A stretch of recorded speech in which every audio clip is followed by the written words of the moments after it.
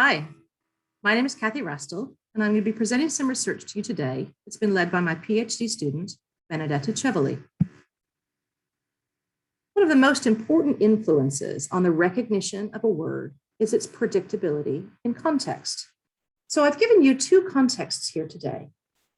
And the finding is that recognition of the word vegetarian is easier in the first context than in the second.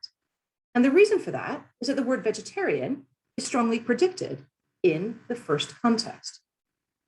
Now, there have been many demonstrations of this basic finding in eye tracking and in electrophysiology over the years. And yet, there remains substantial debate over how to interpret this effect, and in particular, whether it reflects the use of prediction. Then there have been many arguments. One is, do these effects reflect prediction or simply easier integration? Is prediction even possible or useful given the relatively unconstrained nature of natural language? If we do predict, then do we predict specific words, or is this more like a broad pre-activation of semantic features or syntactic information? And if we do predict specific words, then shouldn't we see some evidence of a prediction error cost? And what I mean is this. Consider these two contexts. In both of these cases, the word chair is unpredicted. But in the first context, there's a strong prediction that that word should be something else. It should be plain. And shouldn't there be some kind of processing cost in this circumstance? Thus far, no such processing cost has been observed. There's another complication in this field, and that is around measuring predictability. Predictability is typically measured using a closed task. So a participant will get something like, the child was surprised to see the, and they'll be required to produce the next word.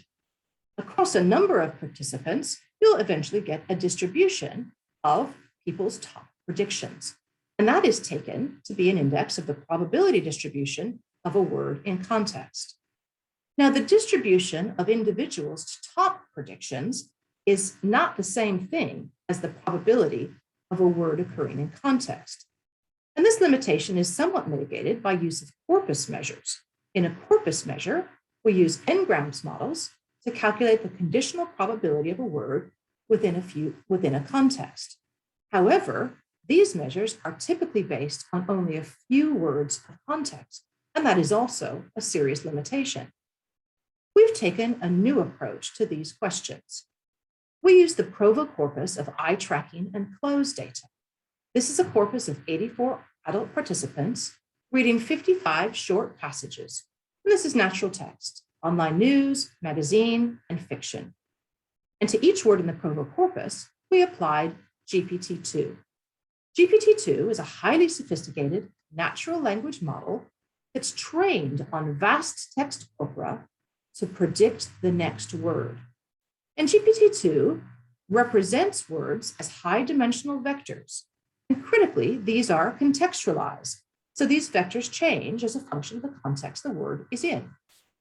And using GPT-2 for each word in the Provo corpus, we calculated a metric of entropy and surprisal.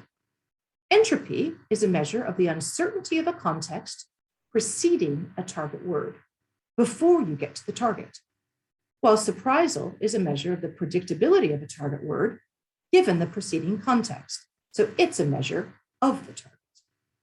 And we applied these metrics to the behavioral data in the Provo corpus.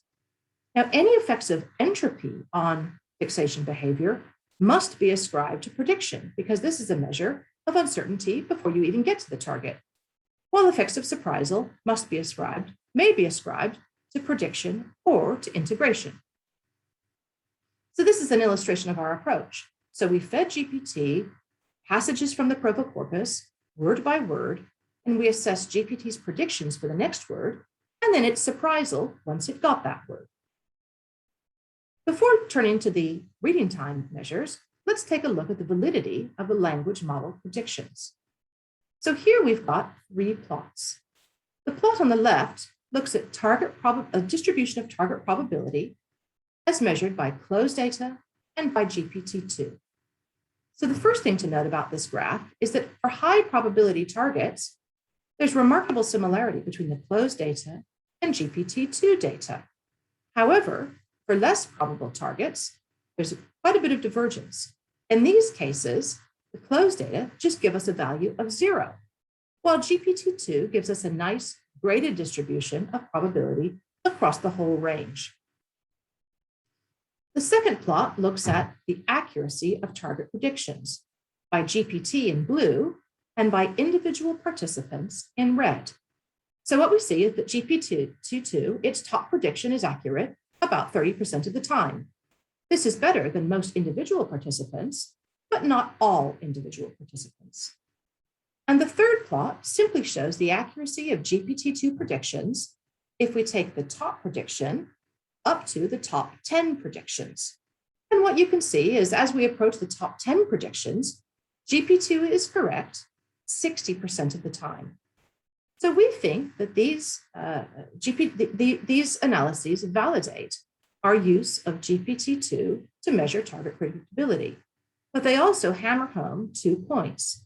The first is that close is a terrible way to measure predictability because it dramatically underestimates predictability in the lower range. The second is that these analyses suggest that perhaps text and natural language is more predictable than we thought. We've seen that GPT's predictions are accurate 30% of the time, and that rises to 60% when we consider its top predictions. Now let's turn to the fixation data. The first thing I want to show you are the results of our analysis of skips. So this is analysis looking at the effect of entropy on the probability of skipping a word. And what we see is that low entropy contexts, these are contexts in which there's high certainty about what's coming next, yield greater probability of skipping the next word than high entropy contexts. And this analysis controls for frequency, length, and the position of a word in the sentence. Now, this effect must be due to prediction because it reflects the state of knowledge before a target is encountered. Now, let's turn to the reading time data. So here we've got plots of burst fixations, gaze durations, and total reading time for every word in the proto-corpus. So I want to emphasize 3 points about these plots. The first is with respect to the first fixation data. So in the first fixation data on the left, what we see is a significant interaction between surprisal and entropy. So high surprisal lengthens first fixations, but only in low entropy contexts. And that is when you have a very strong prediction of what's coming next that is ultimately not realized. And we ascribe this to the elusive prediction error, cases where you have a strong prediction that does not materialize. Now, the next thing I want you to notice about these graphs is that prediction error is not observed on gaze durations or total reading time. Instead, what we see are additive effects of surprisal and entropy. Gaze durations and total reading times are lengthened in high surprisal contexts and in high uncertainty contexts. And we'll get to why that is in a moment. The third feature about these data is that these effects of surprisal and entropy really ramp up in the total reading time data. And we ascribe that to the impact of regressions. So here we're looking at regression probability as a function of entropy on the left and surprisal on the right. And both of these are significant. And you can see, particularly in the case of surprisal, that surprising targets are associated with much greater probability of regressing back to that target once you've passed it. And we think that accounts for this ramping up in the total reading time. Now, the more interesting question is, why do our effects of prediction error not continue into the gaze duration and total reading time data? And our hypothesis is that if you have a very strong prediction, that's a low entropy context, and if that strong prediction does not materialize, so you get a different target, then the prediction error cost seen on first fixations is mitigated in later measures through integration processes if the target is semantically similar to the predicted word. So take a look at this example. The boy was hungry and picked up the shiny red, "It's got to be apple." We have a strong prediction that it's apple, but that does not materialize. So irrespective of whether we see cherry or button, we're going to pay a cost on first fixations.